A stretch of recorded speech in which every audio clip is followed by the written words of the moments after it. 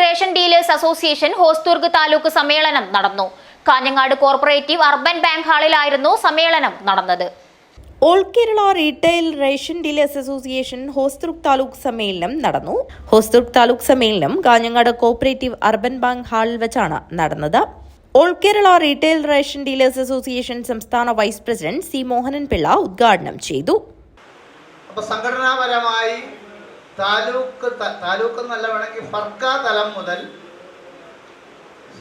താലൂക്ക്, ജില്ലാ, സംസ്ഥാന തലം വരെയുള്ള സംഘടനാ തെരഞ്ഞെടുപ്പ് നടത്തി AKRRD എന്ന് പറയുന്ന നമ്മുടെ ഈ മഹത്തായ പ്രസ്ഥാനം ശക്തമായി നയിക്കാനുള്ള തീരുമാനവുമായി നമ്മുടെ സംഘടന മുന്നോട്ട് പോവുകയാണ്.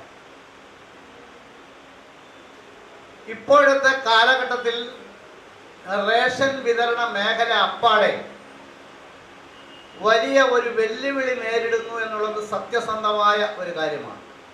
സംസ്ഥാന ഓർഗനൈസിംഗ് സെക്രട്ടറി നടരാജൻ അധ്യക്ഷത വഹിച്ചു. സംസ്ഥാന സെക്രട്ടറി അബ്ദുൾ റഹ്മാൻ മുഖ്യപ്രഭാഷണം നടത്തി. ജില്ലാ പ്രസിഡന്റ് ശങ്കർ ബേലിയെ, ജില്ലാ സെക്രട്ടറി ബാലകൃഷ്ണ ബല്ലാൾ, സജി പാത്തിക്കര, ഗഫൂർ കാസർഗോഡ്, രാജേന്ദ്രൻ, സുരേഷൻ മേലാങ്കോട്, ഇബ്രാഹിം മഞ്ചീശ്വരം എന്നിവർ സംസാരിച്ചു. താലൂക്ക് സെക്രട്ടറി മണികണ്ഠൻ അമ്പങ്ങാട് സ്വാഗതവും സുധീഷ് നന്ദിയും പറഞ്ഞു. പുതിയ ഭാരവാഹികളെ ചടങ്ങിൽ വെച്ച് തെരഞ്ഞെടുത്തു. ബാലകൃഷ്ണനെ പ്രസിഡന്റായും മണികണ്ഠനെ സെക്രട്ടറിയായും അനിൽ പള്ളിക്കണ്ടത്തെ ട്രഷററായും തെരഞ്ഞെടുത്തു. News bureau, Kanhangad.